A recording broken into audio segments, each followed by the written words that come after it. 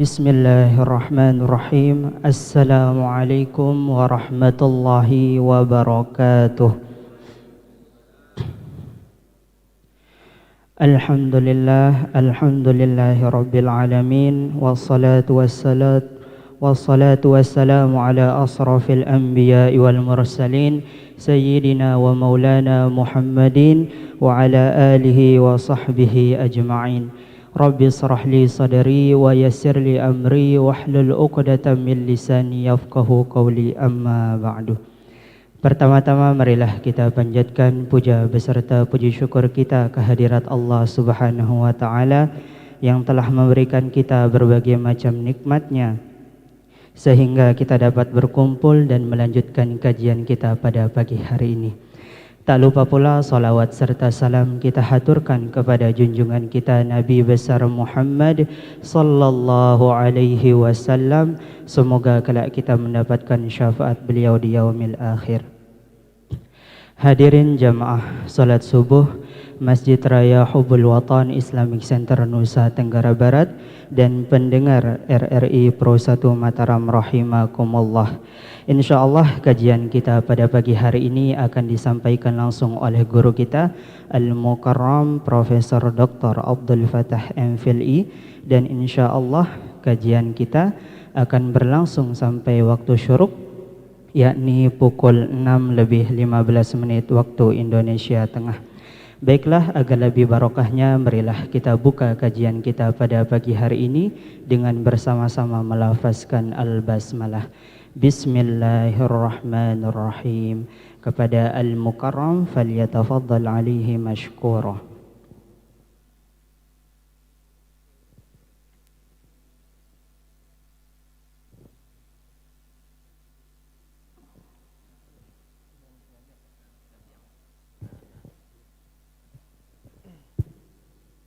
Bismillahirrahmanirrahim. Bismillahi wa bihamdihi. Assalamualaikum warahmatullahi wabarakatuh.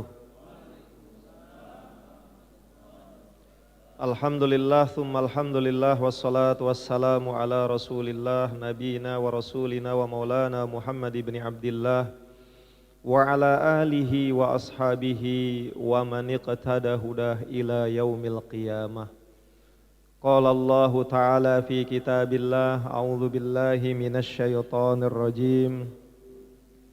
Laqad ja'akum rasulun min anfusikum azizun 'alaihi ma'anittum harisun 'alaikum bil mu'minina raufur rahim. Fa in tawallaw faqul hasbiyallahu la ilaha illa huwa 'alaihi tawakkaltu wa huwa rabbul 'arsyil 'azim.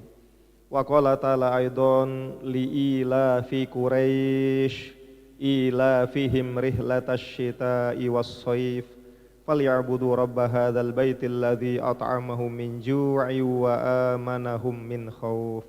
Wa qala Rasulullah sallallahu alaihi wasallam fi haditsihi khairukum man ta'allamal Qur'an wa 'allamah, amma ba'd.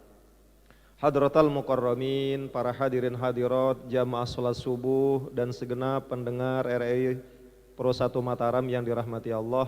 Alhamdulillah wa syukrulillah, kita patut bersyukur kehadirat Allah Azza wa Jalla, di mana hingga hari Senin subuh yang penuh barokah ini di pertengahan bulan Rajab 15 Rajab 1444 Hijriyah atau tanggal 6 Februari 2023 Miladiyah, tanpa terasa mudah-mudahan kita diberi kesehatan umur yang panjang. Satu bulan setengah lagi kurang lebih kita akan bertemu dan bulan suci Ramadan. Mudah-mudahan menjelang pertemuan tersebut kita masih bisa banyak beramal, termasuk untuk melakukan at-tafaqquh fid-din, mengkaji, memperdalam, memperluas wawasan keilmuan keagamaan kita. Karena sekali lagi para jamaah, untuk belajar agama perlu kami garis bawahi kembali, bukan kewajiban tuan guru saja, bukan kewajiban ustadz saja, kewajiban pribadi kita. Thalabul ilmi fariyadhatun ala kulli muslimin wa muslimatin. Atau ada yang mengatakan ini hadis, ada yang mengatakan ini kata-kata hikmah, utlubul ilma minal mahdi ilal lahad. Jadi ketika kita melakukan ini, fa insya Allah kalau kita berbicara pahala, maka pahala itu akan terus mengalir. Karena yang namanya kewajiban itu jika dikerjakan, maka akan mendapatkan ganjaran pahala yang berlipat. Sebaliknya jika ditinggalkan, maka menurut ukuran fikih kita akan mendapatkan kekurangan bahkan dosa. Jadi sekali lagi para pendengar juga, bahwa belajar agama bukan kewajiban orang yang kuliah di Mesir, orang kuliah di Madinah, orang yang kuliah di Iran, Irak, di daerah Timur Tengah, atau di pondok pesantren minimal. Kewajiban kita semua. Mau kita umpama kuliah nih, atau mau jadi dosen misalnya, atau jadi guru, mau belajar atau mengajar ilmu, misalnya ilmu umum, katakanlah semacam itu seperti fisika, kimia, biologi, tetapi selama kita muslim, wajib hukumnya kita belajar ilmu agama, terutama ilmu agama yang dengan ilmu itu kita melaksanakan fardu ain kita, ya, terutama ibadah mahdhoh, termasuk ya sholat, zakat, puasa, haji dan sebagainya. Nah, pada kesempatan ini para jamaah dirahmati Allah, izinkan kami melanjutkan kajian tentang sejarah pemeliharaan Al-Quran, ya, di zaman Abu Bakar dan zaman Utsman bin Affan radhiyallahu anhuma. Jadi secara umum kita garis bawahi bahwa dalam surat Al-Hijr ayat 9 Allah katakan inna nahnu nazzalna dzikra wa inna lahu lahafizun. Maka realisasi dari penegasan Allah tentang pemeliharaan, kesucian dan keaslian Al-Quran ini ternyata paling tidak di masa-masa awal ada 3 fase pemeliharaannya atau pemurniannya yang dilakukan dengan serius. Yang pertama di zaman baginda Nabi besar Muhammad sallallahu alaihi wasallam, di mana beliau sendiri sebagai hafiz pertama, awalul hufaz, yakni baginda Nabi besar Muhammad sallallahu alaihi wasallam. Kemudian juga para sahabat berlomba-lomba juga ada yang menulis, ya, wahyu yang disampaikan oleh baginda Rasul kepada mereka, diam-diam mereka tulis. Ada yang merasa nanti hafalan saya terganggu, saya tulis saja. Dan Rasul tidak menyalahkan. Jadi banyak sahabat yang diam-diam menyimpan tulisan pribadi sehingga menjadi mushaf pribadi. Kemudian yang kedua juga, ya, di rumah masing-masing, ya, seorang suami yang bertanggung jawab diajak keluarganya melakukan upaya pemeliharaan Al-Quran dengan rajin-rajin mereka bertilawah. Bahkan Rasul, ya, seperti pernah kita sampaikan, beliau ternyata diam-diam, kalau bahasa sekarang pemerintah ingin melihat rakyatnya secara tulus itu turun, itu Nabi namanya belusukan. Nah, jadi Rasul pertama yang belusukan. Ya, tapi beliau bukan konteksnya mencari popularitas, bukan konteksnya pencitraan, benar-benar melihat sejauh mana pelaksanaan praktik dari penjagaan Al-Quran, pemeliharaan Al-Quran oleh para sahabat. Diam-diam beliau datang ke rumah sahabat yang lain tanpa diketahui oleh tuan rumah. Mendengar, oh ternyata mereka ini sedang mengkaji Al-Quran secara khusus, bahkan mereka begitu bersemangatnya di setiap rumah para sahabat, padahal mereka menghadapi kondisi peperangan. Seperti itulah penjagaan luar biasa. Bahkan ketika kumpul di masjid, wah, mereka lomba-lomba. Bahasa kita ini arung-arung namanya fastabiqul khairat lah bahasa Arabnya gitu kan. Jadi sampai di masjid sana, di pojok sana ada, kelompoknya ada. Sampai-sampai kesannya itu saling menyaingi. Kalau kita gunakan not itu 1 sampai 10, di situ 8 angkanya, di sini 9 gitu, enggak mau kalah. Akhirnya ribut, kadang ribut untuk kebaikan. Sehingga akhirnya ada peringatan dari Rasul, ya, suara itu dipelankan supaya tidak mengganggu, supaya tidak menimbulkan persoalan bagi yang lain. Tapi kata kuncinya para jamaah di zaman Rasul pun telah dilakukan itu. Hanya saja sesuai dengan situasi, tentu tidak istilahnya itu seperti yang kita terima hari ini. Karena kondisi peperangan, kondisi melawan orang kafir tidak pernah berhenti menyerang beliau, memboikot beliau dan sahabat dan sebagainya. Yang kedua para jamaah, sebagai kita garis bawahi, di zaman Khalifah Abu Bakar As-Siddiq, beliau hanya memerintah 2 tahun. Tetapi memerintah 2 tahun ini penuh makna. Ada 2 kata kunci di situ, beliau dihadapkan pada tantangan yang besar. Ya, jadi Musailam Al-Kadzab, ya, sebagai tokoh, salah satu tokoh penting yang mengaku diri sebagai nabi. Ya, ana nabiullah ba'da Muhammad. Sayalah nabi setelah Muhammad. Memang sepele kesannya para jamaah, tapi rupanya banyak juga pengikutnya. Makanya pengikut-pengikut ini merongrong pemerintahan yang sah, pemerintahan Abu Bakar As-Siddiq, sehingga lahirlah, muncullah baru 1 tahun kurang lebih beliau memerintah, pecahlah perang Yamamah. Ya, perang Yamamah ini perang yang sangat besar, karena sekali lagi jumlahnya yang terlibat dalam pertempuran itu hampir 5 kali lipat dari pasukan yang dibawa baginda Rasul untuk melakukan Fathu Makkah, penaklukan kota Mekah.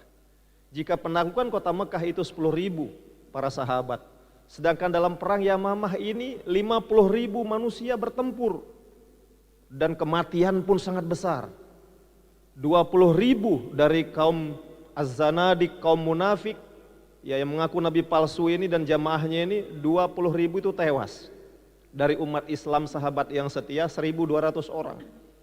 70 diantaranya adalah para hufaz, orang yang hafal Quran. Sehingga atas usulan ya Umar bin Khattab radhiyallahu anhu menyampaikan kepada beliau agar perlu dilakukan upaya pemeliharaan Al-Quran berupa jam'ul Quran. Dan Khalifah Abu Bakar As-Siddiq bukannya menerima, beliau bertakbir, beliau beristighfar. Jangan Umar, ini pegawaian bid'ah, tidak pernah dilakukan oleh baginda Rasul. Makanya mohon maaf kalau kita bicara bid'ah yang hasanah, yang pertama dalam sejarah Islam, ya ini pengumpulan Al-Quran ini para jamaah. Makanya kadang-kadang kalau kita bukan berarti ingin definisi bid'ah itu juga harus lebih luas. Karena perbuatan baru bernilai ibadah pun mengumpulkan Al-Quran menjadi satu mushaf. Dan sekali lagi tolong kita garis bawahi ya, dari beberapa literatur dan perhatian sampaikan, di zaman Rasulullah SAW belum pernah terdengar istilah mushaf. Kata kunci ingat, tidak ada istilah mushaf di zaman Rasulullah. Karena waktu itu Al-Quran bertebaran, betul ditulis di hadapan beliau. Tetapi di mana ditulisnya? Tidak dalam sebuah kertas utuh. Ada di pelepah kurma, ada di batu putih yang bisa dipakai menulis.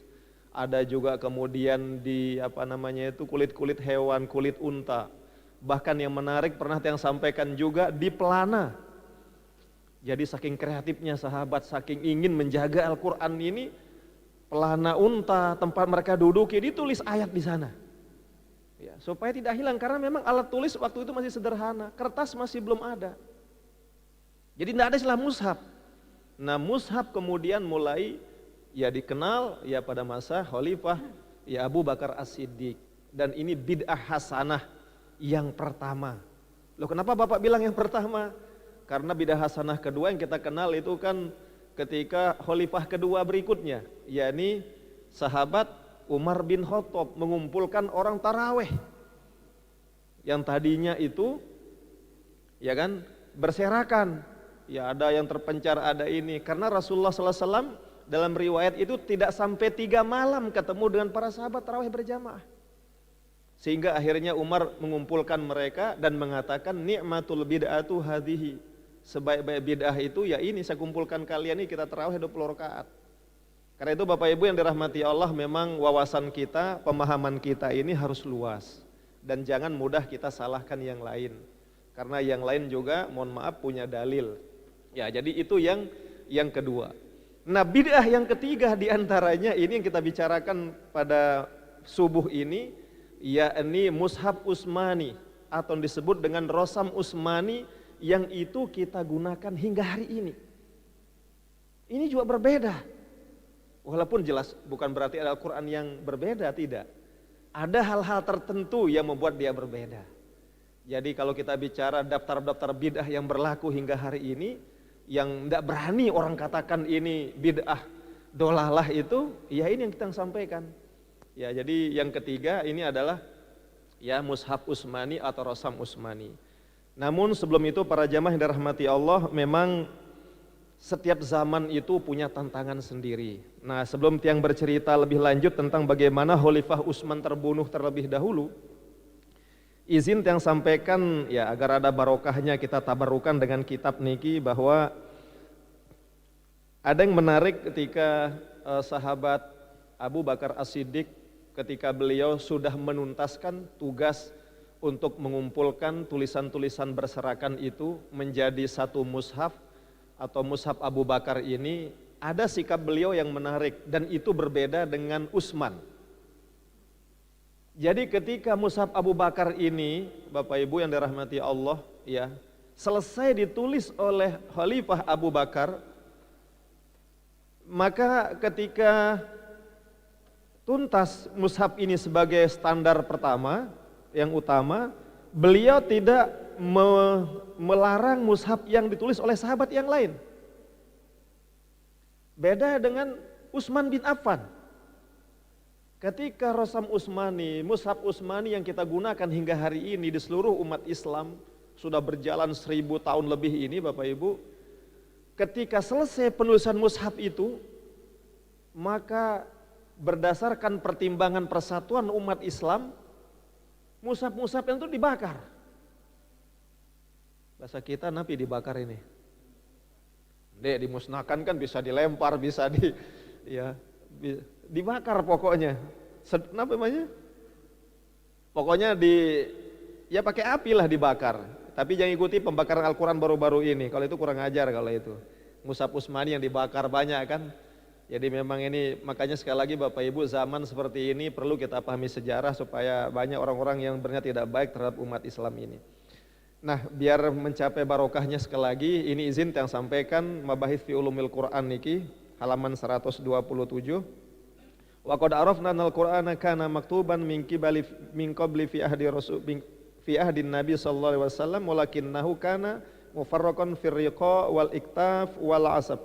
Famar Abu Bakar bijamihi fi mushaf wahidin. Ya murattabal ayat waswar wan takuna kitabatuhu ghayatan minat tathbit mustamilatan al ahrufis sab'ah allati nuzila bihal Qur'an. Fakana Abu Bakar radhiyallahu anhu awwalu man jamal Qur'ana bihadis sifah fi mushafin. Wa in wujidat masahif faradiyatun inda ba'dis sahabah ka mushaf Ali wa mushaf Ubay bin Ka'ab wa mushaf Ibni Mas'ud. Jadi Bapak Ibu dirahmati Allah, Abu Bakar pertama kali mengumpulkan mushaf ini, namun beliau menghargai ada juga mushaf lain yang ditulis oleh para sahabat untuk diri dan keluarganya. Mana mushaf itu? Mushaf Ali bin Abi Thalib. Bahkan yang pernah simak dulu Ampura Tuan Guru mungkin tolong luruskan tiang juga. Bahkan mushaf Ali ini para jamaah informasinya, beliau setiap turun Al-Quran, jadi disusun berdasar turun Al-Quran. Kapan turun ayat itu? Berdasarkan urutannya, kronologinya. Ya, umpama misalnya Al-Alaq. Iqra bismi rabbikal ladzi khalaq khalaqal insana min 'alaq. 5 ayat pertama ini ayat pertama turun kan? Ini diletakkan di lembar pertama oleh Ali bin Abi Thalib. Ayat kedua kapan? Ada yang mengatakan Al-Basmalah, ada yang mengatakan Al-Fatihah. Di bawahnya berikutnya Al-Fatihah. Jadi satu sisi juga menarik juga seandainya ada. Cuma kalau nggak salah hari ini tidak ada juga sampai kita. Makanya orang barat juga pinternya dia yang punya motivasi yang tidak baik terhadap umat Islam, yang remon di luar sana. Pokoknya enggak asli intinya mushaf Utsmani hari ini. Yang asli itu yang bagus itu Ali bin Abi Thalib. Jadi kalau orang tahu kapan ayat ini turun pertama mushaf Ali ini dipakai. Lihat dia, keduanya kapan, jelas di situ. Walaupun memang nanti kayaknya kacau juga satu sisi ya. Mana kelanjutan surat Al-Alaq tadi? Innal insana layaghdha arwahu istaghna, kan lain tempatnya kan, karena berikutnya juga turunnya tidak bersamaan gitu. Terus Al-Mudaththir atau Al-Muzammil yang ketiga atau keempat. Jadi kacau dia memang satu sisi, tapi sisi yang lain membantu orang agar tahu tertib nuzulnya, kronologi turunnya ayat. Tapi intinya di zaman Abu Bakar As-Siddiq para jamaah bahwa mushaf itu dibiarkan hidup. Tidak diambil untuk kepentingan kebaikan, tidak, dibiarkan saja, termasuk mushaf Ubay bin Ka'ab dan Ibnu Mas'ud. Fa innaha lam takun ya alama lam tunsah tilawatuh wal ijma' alaiha bimithli ma qala mushaf Abi Bakar. Meskipun 3 mushaf itu ya namanya juga motivasi sahabat, tidak untuk orang lain Bapak Ibu nggih. Jadi dibiarkan meskipun itu tidak ada dewan yang ibaratnya sekarang ini ada majelis khusus untuk mentasminya, untuk mengoreksinya, mengevaluasinya benar tidak riwayatnya tidak. Beda dengan Abu Mus'ab Abu Bakar niki, sekali lagi timnya resmi dibentuk, ya ketuanya Zaid bin Sabit dan ketat, sangat hati-hati al-ihtiyat. Seperti yang sampaikan kata Imam Syafi'i rahimahullah, ya bahwa inna fit ta'anni as-salamah, sesungguhnya dalam kehati-hatian itu ada keselamatan. Padahal ada sahabat tidak hanya satu, mungkin 100 sahabat tahu hafalan surat Al-Quraisy misalnya. Tapi tidak akan ditulis dalam mushaf Abu Bakar ini sebelum mana orang yang punya tulisan yang ditulis di depan Rasulullah, dicari dulu. Wah kami hafal ya Abu Bakar, 100 kami sahabat hafal. Betul, sesuai dengan SOP yang pernah kita tetapkan dan kita sepakati, misalnya hafalan ini harus di cross check dengan tulisan. Atau kalau ada orang punya 100 tulisan di cross check dan hafalan demi kehati-hatian. Nah, mushaf Ali bin Abi Thalib yang tadi itu, Ubay bin Ka'ab, Ibnu Mas'ud itu tidak seperti itu dan dibiarkan. Kenapa? Karena mereka kepentingan pribadi, koleksi pribadi, tidak untuk orang lain. Nah, makanya Bapak Ibu dari sini kita bisa belajar dulu juga. Kalau pelungguh misalnya punya amalan, kalau amalan ini saya sampaikan ke orang lain memberatkan, maka itu untuk pribadi dan keluarga saya. Makanya kadang-kadang kalau kita saksikan ada tuan guru atau apa selesai sholat lama wiridnya, zikirnya, mungkin beliau punya amalan khusus. Kalau ditanya tuan guru kasih kita, enggak beliau kasih. Karena boleh jadi ada beliau komitmen dengan tuan gurunya sampai ketemu Syekh Abdul Qadir Al-Jailani misalnya. Bahwa itu tidak sembarangan diberikan ke orang, kalau diberikan nanti disalahgunakan, itu sah-sah saja. Kita mengambil iktibar dari mushaf niki, mushaf di luar dari mushaf Abu Bakar As-Siddiq. Nah Bapak Ibu dirahmati Allah, sekarang untuk kita lebih lanjut, ya karena waktu terbatas, sekarang kita beralih ke mushaf atau Rasam Utsmani. Rasam Utsmani ini itu juga terjadi, dan kalau kita bahasa tiang ini bid'ah ketiga dalam sejarah Islam. Sekali lagi bid'ah ketiga yang bilang. Loh kenapa Bapak bilang bid'ah ketiga? Ya supaya kita semakin paham bahwa definisi bid'ah itu tidak hanya sempit dolalah semua. Karena Abu Bakar Umar pernah ngomong soalnya, ini bid'ah. Tidak pernah oleh Rasulullah, ya kan, kata Abu Bakar yang ngomong pertama ketika Umar mengusulkan. Betul, tetapi bagaimana kalau besok meninggal semua ini? Oh iya ya, tapi kalau gini kemaslahatannya lebih besar ternyata. Nah makanya sekali lagi supaya ya kita berbeda wawasan tetapi niat kita lillahi ta'ala demi kebaikan. Nah ittasat al-futuhat al-islamiyah wa tafarraqal qurra fil amsar wa akhadha ahlu kulli min Misr ya amman wafada ilaihim qira'atah wa wujul qira'ah allati yu'adduna biha al-Qur'an mukhtalifatan bi ikhtilafil ahruf allati nuzila alaiha. Nah para jemaah dirahmati Allah, di zaman Khalifah Utsman bin Affan, beliau ini memerintah 11 tahun. Khalifah Utsman ini menjadi khalifah ketiga, itu berdasarkan itu amanat dari Umar bin Khattab sebenarnya. Jadi rata-rata khalifah yang 4 ini, mereka bukan ingin menjadi khalifah, tidak. Mereka dipilih, bukanlah aku paling cocok, saya paling hebat, paling sugih, paling banyak berjasa berinfak. Utsman tidak mengatakan begitu. Jadi sebelum wafat khalifah kedua yakni Umar bin Khattab, beliau berwasiat memberikan pesan kepada 4 sahabat, ada tim intinya, ya agar ya diantaranya memilih orang yang paling banyak berjasa. Nah ditemukanlah diantaranya adalah Utsman bin Affan, dan dari segi usia beliau lebih senior. Walaupun mohon maaf sekali lagi ini, kalau versi Syiah Utsman tidak berhak. Nah, tapi ini kita bicara lain ya, hanya wawasan saja. Dan tiang bukan berarti memberikan kebencian kepada jemaah yang itu, tidak. Inilah sejarah. Syiah tetap mengatakan Ali lebih berhak menjadi khalifah. Ya dibanding Abu Bakar, dibanding Umar, dibanding Utsman, apalagi yang ketiga. Ya tapi itu versi mereka. Karena mereka mengatakan ya di Ghadir Qum itu Rasul berwasiat, khalifah setelah saya adalah Ali. Dan banyak kesempatan Ali itu yang Rasulullah itu memuji Ali. Tapi ini sekedar informasi Bapak Ibu, bukan berarti kita agar nanti wang Syiah no salah-salah dong kejagur sih, bukan begitu. Ini sekedar tambahan informasi biar ya wawasan kita walaupun di bidang ulumul Quran tapi ada aspek sejarah, ada aspek ilmu kalamnya sedikit. Nah Bapak Ibu dirahmati Allah, ketika Utsman menjadi khalifah, beliau juga bukan senang. Beliau dihadapkan dengan tantangan besar. Jadi embrio perpecahan itu, termasuk mohon maaf dari Syiah sendiri yang tidak senang sejak zaman Abu Bakar itu muncul. Termasuk sisa-sisa orang mengaku nabi palsu ini muncul. Tetapi yang namanya amanat ya mau tidak mau beliau terima. Dan dalam perjalanannya Bapak Ibu ada 4 usaha besar. Kalau dikatakan ini juga bid'ah ya nggak tahu bid'ah juga ya. Yang dilakukan oleh Utsman yang tidak dilakukan oleh 2 khalifah sebelumnya. Yang pertama adalah renovasi Masjid Nabawi. Kalau sekarang kan alhamdulillah ada jemaah kita pergi umroh, detik itu kita lihat rekamannya di mana dia sholat, di mana dia itu ngaji di Masjid Nabawi kan? Nggih. Jadi kalau besok kita ke sana Bapak Ibu, pelungguh umroh entah kapan lagi ramai orang umroh hari ini apalagi kejar Ramadan umpama, ingat ada jasa Utsman bin Affan. Beliau yang memperlebar, mempercantik Masjid Nabawi. Loh udah izin ke Rasul belum? Belum izin. Kenapa? Rasul wafat duluan kan?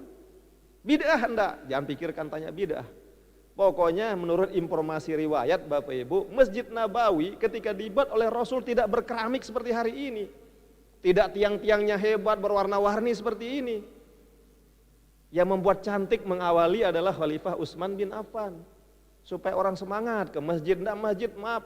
Lah, masjid ini tapi kok kayak panuan temboknya kayak gimana gitu kan. Sehingga orang kadang-kadang malas. Ada pengaruh, ini kita mengambil hibroh ini, masjid yang bagus, memang ada juga yang kritik. Ngapain buat masjid bagus-bagus, lagu sepi jamaah. Nah emang ini evaluasi buat kita. Idealnya dua-duanya terpenuhi. Masjidnya bagus, indah, harum, bersih, ya cantik juga begitu, enak dipandang dan juga ramai jamaahnya kan begitu. Ya, karena berpengaruh dan itu adalah ijtihadnya Utsman bin Affan direnovasi. Yang tadinya banyak batu kerikil boleh jadi kotor segala macam, ada hewan masuk, diperbaiki oleh beliau supaya cantik sesuai dengan perkembangan zaman saat itu. Itu yang pertama. Yang kedua, para jemaah dirahmati Allah, beliau juga melakukan perluasan Islam. Tidak hanya di wilayah Arab yang ada Masjidil Haramnya atau itu Arab Saudi ya. Tapi di Madinah, kemudian juga di wilayah-wilayah sampai ke Mesir, sampai ke Azerbaijan, sampai ke Iran, sampai ke Irak. Mungkin kalau kita sederhananya ukur Indonesia hari ini, setengahnya wilayah Indonesia kurang lebih. Itu dan kondisi teknologi yang sederhana Bapak Ibu, itu mati-matian kasarnya. Tidak ada HP, tidak ada tank, tidak ada pesawat terbang, tidak ada ini, hanya modal onta, hanya modal pedang sebagai senjata andalan, tidak ada bom. Bekerja keras menyebarkan Islam sampai ke wilayah Irak, sampai ke dekat Palestina, ya, kemudian Iran, Irak dan sekitarnya. Ini usaha yang sangat luar biasa yang patut diacungi jempol. Yang ketiga, bid'ah beliau juga ini karena ternyata menyebarkan Islam sudah wilayahnya luas. Yang tadinya jarang bertemu air laut, sekarang bertemu air laut. Mau nyebrang ke sana, masa pakai sampan kecil? Sampan kecil maksimal 10 orang yang naik. Lah ini pasukannya 1000, 2000. Akhirnya beliau bentuk angkatan laut. Nah, bid'ah enggak angkatan laut ini? Makanya dalam sejarah Islam ini angkatan yang pertama ada angkatan laut. Jadi ibu-ibu ini kalau nanti pergi ke laut, ya, apalagi ada remaja yang mendengar ini walaupun tidak ada di masjid ini, ya foto-foto selfie karena beberapa laut sekarang tuh dicantik-cantik kan, jadi spot selfie katanya. Ingat Utsman bin Affan pertama kali membentuk angkatan laut. Karena itulah wilayahnya. Seandainya dulu ada pesawat terbang mungkin membentuk angkatan udara, kan gitu ya. Tapi karena kondisinya angkatan laut dulu. Nah, yang keempat, inilah yang kita syahid kita, fokus kita adalah ya, jadi melakukan penulisan ulang kitab suci Al-Quranul Karim yang dikenal menjadi Mushaf Utsmani atau usaha itu disebut dengan Rosam Utsmani yang kita gunakan hingga hari ini. Loh, apa bedanya Ustadz Syekh dengan yang sebelum-sebelumnya? Nah, di sini para jemaah yang garis bawahi. Kalau pada masa Abu Bakar As-Siddiq, sekali lagi Al-Quranul Karim ini ya, itu dikumpulkan dalam satu tempat, satu tulisan yang dikenal menjadi nama mushaf ya, dengan proses yang sangat ketat.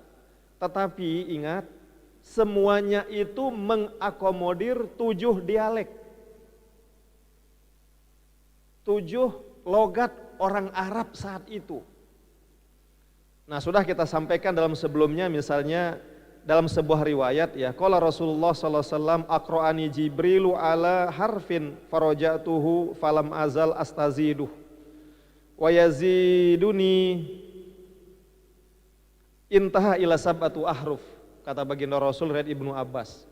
Jadi ketika Rasul itu ya ditasmi oleh Jibril, beliau menggunakan satu bahasa, satu dialek. Tapi rupanya Jibril memberikan pandangan lain, menambahkan dialek bahasa itu sampai menjadi 7 huruf, 7 dialek yang ada. Nah, di zaman Abu Bakar, mushaf Abu Bakar Bapak Ibu itu menerima 7 dialek tersebut. Sedangkan Rasam Utsmani ini, mushaf Utsmani ini hanya menggunakan 1 huruf saja, yang 6-nya terbuang. Mana yang 6 dialek itu? Ya misalnya memang banyak versi pakar ulama. Jadi kalau menurut Abu Hayyan itu menyebut ada 35 pendapat tentang 7 huruf itu. Tapi yang pada umumnya disepakati, yang 7 huruf itu maksudnya adalah dialek Quraisy, dialek Huzail, yang ketiga dialek Sakif, kemudian yang keempat Hawazin, kemudian Kinanah yang kelima, yang keenam adalah suku atau dialek Tamim, dan yang ketujuh adalah dialek Yaman. Makanya di Ka'bah kan ada rukun Yamani, jadi Yaman ini memang penting bagi Islam. Jadi ada 7 dialek. Nah yang keenam itu, yakni Huzail, Sakif, Hawazin, Kinanah, kemudian Yaman dan Tamim ini terhapus di mushaf kita hari ini Bapak Ibu. Disinilah letak kontroversi terjadi. Wah, Utsman ini mentang-mentang ia dengan Quraisy, dihapus yang lain. Mesaan doang taek bacaan Quraisy ini. Umpama misalnya, mohon maaf Bapak Ibu, kita di NTB ini saja umpama suku besar kita ada 3 kan. Ada suku Sasak, suku Mbojo, suku Samawa. Umpama nih, ada karya besar dari pemimpin kita, katakanlah gubernur misalnya, yang harus mengakomodir seluruh orang NTB. Terus semua kita ini berharap akan terwakili di dalam, katakanlah mungkin masjid ini atau apalah produk besar milik kita bersama. Tapi hanya satu suku yang muncul situ. Kira-kira protes nggak yang lain? Umpama Mbojo saja. Mohon maaf ini Pak Haji. Mungkin protes yang Sasak, mungkin protes yang Sumbawa. Enggak sayang kita ini. Mesaan doang mau taek kunin. Itulah manusia memang. Manusia dari zaman Nabi Adam hingga hari ini punya jiwa begitu. Jiwa tidak puas, jiwa negatif thinking, falhamaha fujuroha wa taqwaha, itu terjadi. Dan itulah ujian dari Allah Subhanahu wa taala buat kita semua. Itu juga yang diterima oleh Khalifah Utsman bin Affan. Karena beliau menggunakan satu dialek bacaan Quraisy, yang lain menjadi tidak senang. Ditambah tidak senang, ada kelompok juga Bapak Ibu, memang ya kami sampaikan sedikit ya sebelum tanya jawab, bahwa ada yang mengatakan di antara 4 khalifah, yakni Abu Bakar, ya Umar bin Khattab, Utsman bin Affan dan Ali bin Abi Thalib, khalifah yang KKN itu katanya Utsman bin Affan. Apa artinya KKN? Iya, korupsi, kolusi, nepotisme, terutama nepotisme. Bukan KKN itu dulu banyak panjangnya kecil-kecil nekat katanya. Ya mohon maaf kan, KKN Bapak Presiden kita itu kenapa kecil orangnya tapi nekat katanya. Ya itu zaman dulu ya, bukan zaman sekarang. Nah beliau ini dianggap KKN karena banyak mengangkat gubernur itu dari kalangan sendiri. Jadi jiwa dari Utsman bin Affan ini lembut, halus. Ketika keluarganya datang nih, semeton side, gagah, iya hafal Quran, hafal tafsir. Bagaimana dia jadi gubernur di Mesir? Mikir-mikir ijtihad, istikharah, ya sudah jadi. Nah namun demikian, dari orang yang diangkat oleh beliau ini semakin seiring luasnya kekuasaan Islam Bapak Ibu, ada juga ya gubernur, pejabat yang beliau angkat ini dalam tanda kutip nakal. Ya memang nakal itu dari dulu intinya. Ya sejak zaman Nabi Adam itu kan, ya antara Qabil dan Habil kan gitu ya. Ya jadi Qabil misalnya gitu mewakili orang nakal lah. Nakal kenapa? Korupsi di situ. Hak rakyat tidak diberikan. Ada BLT, maaf dimakan sendiri oleh gubernur itu. Ya BLT setelah kita sekarang kan untuk memahami apa yang terjadi juga zaman dulu. Lapor masyarakatnya, Khalifah, gubernur Anda angkat ini korupsi, gubernur Anda angkat ini tidak amanah. Setiap mendapat laporan begitu Bapak Ibu dan ada bukti, langsung tegas Utsman bin Affan ini. Oke, saya pecat dia. Ada lagi di sini, oke, saya pecat dia. Akhirnya apa pengaruhnya Bapak Ibu? Orang-orang yang dipecat oleh Utsman bin Affan ini marah dan membuat geng sendiri. Ya, ada geng Khorijiyah kalau nggak salah namanya. Geng Khorijiyah ini adalah kelompok pejabat-pejabat yang dipecat, yang merasa malu, yang merasa haknya dirampas oleh Utsman ini, melakukan pemberontakan. Gabung lagi dengan geng yang merasa mushafnya dialeknya nggak diterima. Akhirnya berontak mereka, berontak ingin membunuh.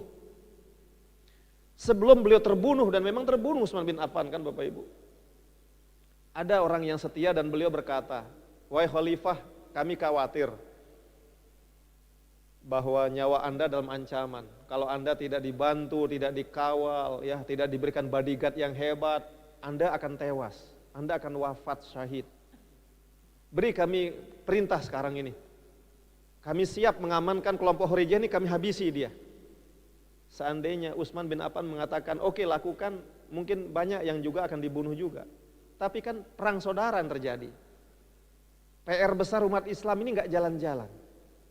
Demi persatuan kata beliau, tidak usah dilakukan. Namun apa yang terjadi Bapak Ibu? Betul ternyata, keburu beliau yang terbunuh. Makanya suatu malam beliau membaca suratul Kahfi. Makanya kalau sekarang kalau kita buka suratul Kahfi kan, suratul Kahfi, ya ada ayat mengatakan wal yatalattaf wala yusy'iranna bikum ahada. Wa kadzalika wal yatalattaf ya intinya di situ ya. Berlaku lemah lembutlah. Itu kan merah tulisannya Bapak Ibu. Dalam riwayat beliau itu sedang mentilawahkan ayat tersebut. Dan di ayat wal yatalattaf dada beliau tertusuk tembus. Ditikam oleh para pemberontak Khorijiyah. Mantan-mantan gubernur pejabat yang tidak rela dirinya dipecat. Dan dalam riwayat subhanallah beliau berdoa sebelum beliau wafat. Sebelum beliau syahid beliau gugur. Ya Allah, kalau memang nyawa saya ini taruhannya, saya ikhlas. Yang penting tolong jaga persatuan umat Islam ini. Tolong pelihara kebersamaan umat Islam ini. Tolong pelihara kekompakan umat Islam ini ya Rabb, biar nyawa saya jadi taruhannya saat ini. Beliau wafat kemudian. Jadi Bapak Ibu dirahmati Allah, kaitannya dengan tadi, beliau pun ternyata niat yang paling utama, motif paling utama, mengapa menulis ulang, ya sekali lagi kitab suci Al-Quran yang dikenal menjadi Mushaf Utsmani, Rasam Utsmani hingga saat ini, itu pertimbangan persatuan dan kekompakan. Karena ternyata banyak laporan, sebelum kita tutup, ya banyak pejabatnya yang setia, yang selalu taat pada Al-Quran juga melapor, termasuk Hudzaifah bin Yamani. Ya Khalifah, saya datang ke Azerbaijan, saya datang ke Iran, saya datang ke Irak. Kok orang ngaji ini beda-beda logatnya, bahkan sudah jauh menyimpang dari zaman Rasul dulu. Kalau kita dengar sekarang kan di Qiraah Sabah kan misalnya wadduha, wadduhe. Mungkin waktu itu mungkin parah lagi, waddihe, wadduhu, waddaha, mungkin macam-macam pokoknya. Terus anehnya mereka ini saling kafirkan sama lain. Tuhan guru saya paling hebat, qori saya, Tuhan guru saya paling hebat, Anda kafir, saling bejagoran terus. Akhirnya tidak fokus baca Quran, yang terjadi bejagoran gara-gara menganggap riwayat dia yang paling benar. Dialek dia paling benar dan tidak satu tempat. Menerima dari yang lain, akhirnya apa? Beliau diminta oleh sahabat untuk menulis ulang lagi Al-Quran dengan dialek Quraisy. Kenapa dialek Quraisy? Ini pertanyaan besarnya. Karena dialek Quraisy inilah suku yang paling hebat dibanding suku-suku yang lain. Sebagai penutup sebelum tanya jawab, karena dulu saya ingat 2 minggu lalu ada menyimpan pertanyaan. Kalau ada boleh disampaikan. Jadi Bapak Ibu, kita jangan lupa. Ini kan peristiwa penulisan mushaf ini di zaman Utsman bin Affan kan terjadi hampir 15-an tahun setelah Rasul wafat. Tapi 25 tahun sebelumnya ketika Rasul masih berada di periode Mekah, turun surat Al-Quraisy. Ya, surat ke-106 li'ilafi Quraisy ilafihim rihlatas syita iwas-shayb. Ya ilahiril ayat. Kalau sekarang kan kalau imam yang sholat taraweh bukan di masjid kita ini, yang di musola di masjid mana kan membaca ini kan menjadi salah satu surah yang dibaca ba'da Fatihah dalam tarawehnya. Ternyata boleh jadi ini alasan Utsman bin Affan, Quraisy ini bangsa yang mulia, suku yang mulia di Arab. Karena dari 114 surah dalam Al-Quran nggak ada yang bernama surat Yaman, nggak ada yang bernama surat Hawazin, nggak ada yang bernama surat apalagi Kinanah, Tamim, Huzail, Sakif, tidak ada. Yang adalah surah Quraisy, surah ke-106. Sehingga suka nggak suka Bapak Ibu, Anda kalau protes kenapa Quraisy ada, kenapa enggak? Misalnya maaf tadi Mbojo, Sasak, Samawa, kenapa? Tanya pada Allah, kenapa kalau kalian protes kan begitu. Wallahu a'lamu bishawab. Demikian sebagai pengantar dari pembahasan kita. Mungkin minggu depan kita akan bahas juga ciri-ciri Rasam Utsmani dan kritik-kritik ilmuwan barat yang lebih besar lagi ya, supaya menjadi tambahan wawasan kita. Terima kasih. Wassalamualaikum warahmatullahi wabarakatuh. Kita tutup dan doa kepada Allah, mudah-mudahan kita, ada yang nanya nih, sudah kayak harus ngantor ya. Ada? Oh, satu aja. Ya, kita tunda 2 menit dulu. Saya ingat kemarin itu ada 2 kayaknya, tapi udah selesai terjawab rupanya. Terima kasih. Assalamualaikum warahmatullahi wabarakatuh. Mushaf yang kita gunakan sekarang adalah mushaf Utsmani. Pada waktu disusun mushaf ini, tentu banyak yang mengkritisi, banyak yang memberikan masukan-masukan oleh para ulama. Karena kita tahu sebelumnya juga banyak sekali mushaf-mushaf yang ada. Nah, lalu bagaimana pada akhirnya para ulama itu kok sepakat dengan mushaf Utsmani ini?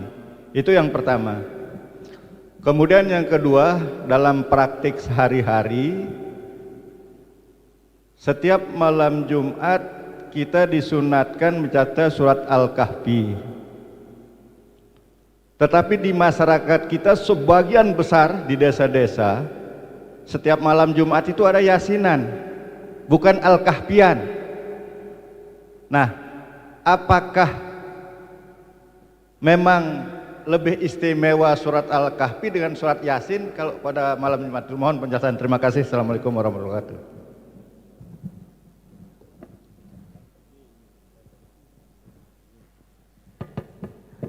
Bismillahirrahmanirrahim. Assalamualaikum warahmatullahi wabarakatuh. Tadi dijelaskan Pak Tuan Guru beberapa sahabat cara memelihara Al-Quran itu adalah membuat mushaf-mushaf sendiri untuk kepentingan sendiri, tidak disebarluaskan. Nah, yang sekarang ini yang saya kenal sampai sekarang kan mushaf Utsmani. Apakah, pertanyaan saya, apakah semasa Rasulullah SAW masih hidup, Rasulullah pernah menyampaikan kepada para sahabat-sahabat bahwa nama surat berikut dengan urut-urutannya pernah disampaikan ke Rasulullah? Karena tadi dijelaskan yang pertama turun Al-Alaq, justru dia berada tidak di urutan pertama. Ya, saya rasa itu aja Tuan Guru. Terima kasih. Assalamualaikum warahmatullahi wabarakatuh.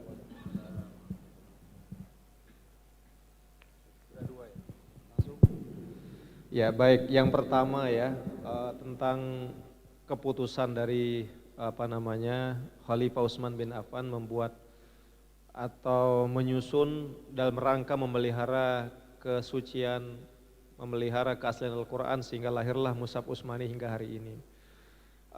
Pertama begini, Bapak Ibu, kita harus yakin dalam keyakinan akidah kita sebagai umat Islam, segala sesuatu itu terjadi atas izin Allah. Rasam Utsmani ini kita yakin ya bagian dari realisasi ayat inna nahnu nazzalna dzikra wa inna lahu lahafizun. Jadi cara Allah yang memelihara umat Islam, memelihara kitab sucinya sebagai ya masdar pertama, ya sumber pertama untuk persoalan hukum dan persoalan tata hubungan sosial dan peribadatan mereka tentunya melalui Al-Quran ini. Kalau Al-Quran hilang umpama Bapak Ibu, ya maka dapat dipastikan boleh jadi peradaban kita terganggu. Namun mumpung saya ingat ini sambil saya nyampaikan balasan respon jawaban pelungguh. Satu, belakangan ini termasuk seminggu yang lalu yang di WA oleh salah satu ketua takmir di mana yang pernah nyampaikan tausiah di situ. Dia tanya ke tiang tentang ada mushaf baru katanya, beberapa ayatnya itu berubah. Ya, jadi beberapa ayatnya berubah, kemudian di WA tiang nanya balik, isu ini sudah 10 tahun yang lalu. Tiang tanya di mana mushaf ini, ayo kita lihat. Mushaf Utsmani juga, tapi beberapa ayatnya itu melenceng katanya. Tiang bilang, ayo mana mushafnya itu nanti kita lihat, kita kaji bersama. Saya punya teman, punya syekh di sana termasuk Kiai Mukhlis Hanafi dan teman-teman di lembaga pentashih mushaf Al-Quran LPMQ Kementerian Agama di Jakarta. Nanti tiang lapor ke mereka.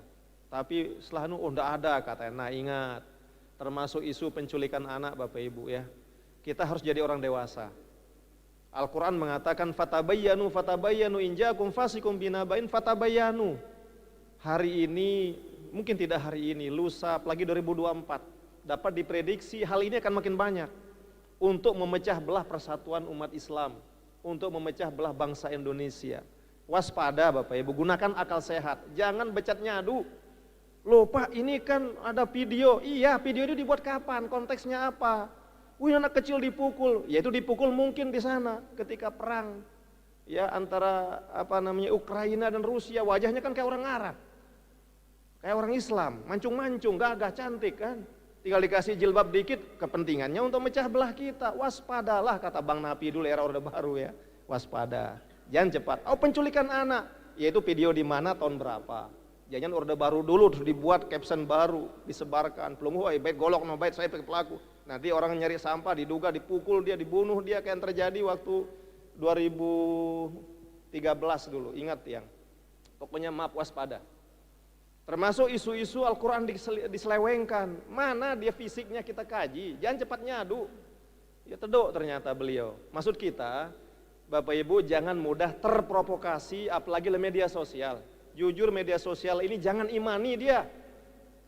Karena kebanyakan kita ini heran, ini Pak di WA Group ini profesor ini mengatakan, kita yang maaf mungkin kurang wise, kurang bijak. Ini profesor buatan, dan jelas.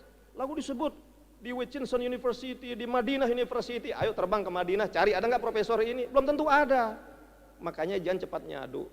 Ini bahaya kita ini dengan maaf kebodohan kita, akhirnya kita pukul orang, kita bunuh orang, dosa kita.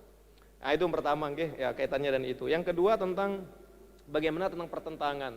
Jelas tantangan itu ada, tetapi seperti tadi lebih banyak yang setuju daripada yang tidak.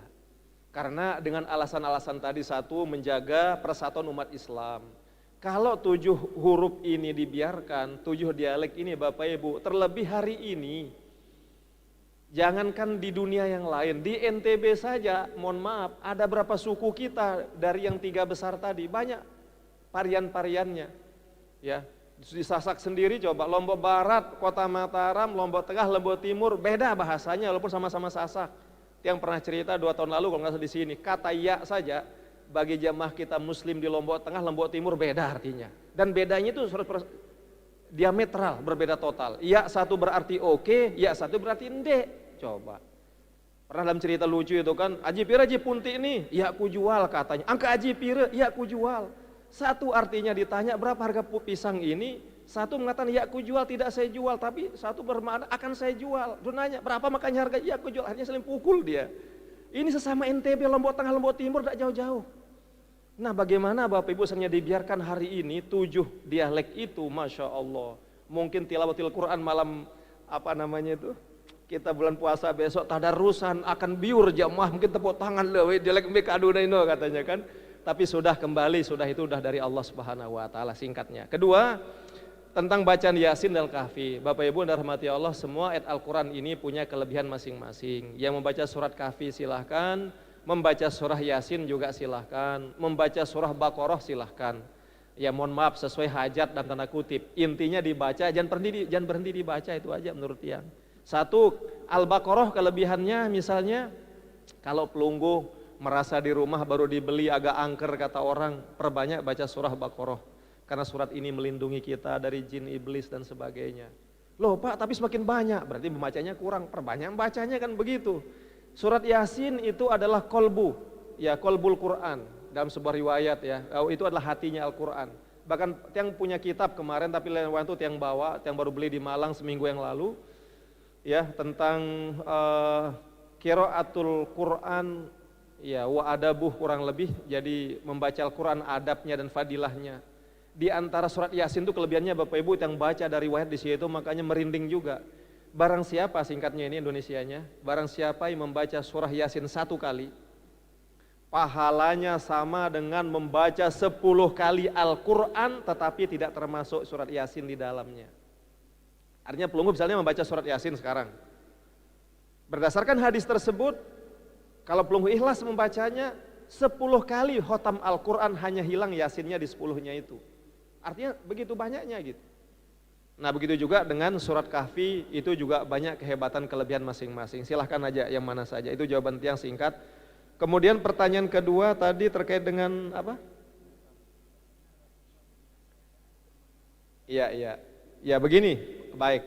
Di zaman Rasulullah betul sekali, ini yang belum garis bawahi tadi. Di zaman Rasulullah itu, apalagi di akhir wahyu turun, ya beliau, para ulama ulumul Quran sepakat bahwa susunan Al-Quran termasuk di Rasam Utsmani hari ini, ya tertib ayatnya dan sebagainya itu sesuai dengan petunjuk dari Nabi besar Muhammad SAW. Misalnya surat pertama Al-Fatihah, surat kedua dari 114 ini apa setelah Al-Fatihah ini Al-Baqarah. Mana sih kelengkapan Al-Baqarah? Karena Al-Baqarah ini juga turunnya bermacam-macam, berbeda-beda waktu. Yang satu waktu itu Al-An'am, ini hebatnya Al-An'am. Dia turun sekaligus satu malam, surah Al-An'am. Hampir selain itu 5 ayat turunnya sesuai kebutuhan. Tetapi kata kuncinya sebelum beliau wafat, beliau sudah sampaikan bahwa semua Al-Quran dari Al-Fatihah sampai An-Nas itu sudah jelas urutan-urutannya. Sudah jelas kandungan totalitas satu surahnya tercakup dari berapa ayat di situ. Hanya saja memang Bapak Ibu sebelum kita tutup sedikit saja setengah menit maksud saya. Pertemuan berikut nanti kita akan bahas. Ternyata di Rasam Abu Bakar, kemudian di Utsmani ini juga belum ada harokatnya, belum ada titiknya. Jadi memang sampai hari ini sudah berkali-kali ada ikhtiar untuk ya menyempurnakan ini demi kemaslahatan. Jangan pernah diskusi ini bidah apa tidak. Kalau Anda katakan bidah, mencari Quran yang mana hari ini, kan begitu. Wallahu a'lam bishawab. Demikian saja. Semoga Allah memberkahi kehidupan kita, Allah memberikan kita kekuatan kesehatan untuk selalu mentilawahkan Al-Quran sehingga kita mendapat barokah. Al-Fatihah. Bismillahirrahmanirrahim. Alhamdulillahirabbil alamin arrahmanir rahim maliki yaumiddin iyyaka na'budu wa iyyaka nasta'in. Amin ya rabbal alamin wal muwaffiq wal hadi ila sabilir rasyad. Assalamualaikum warahmatullahi wabarakatuh. Waalaikumsalam warahmatullahi wabarakatuh.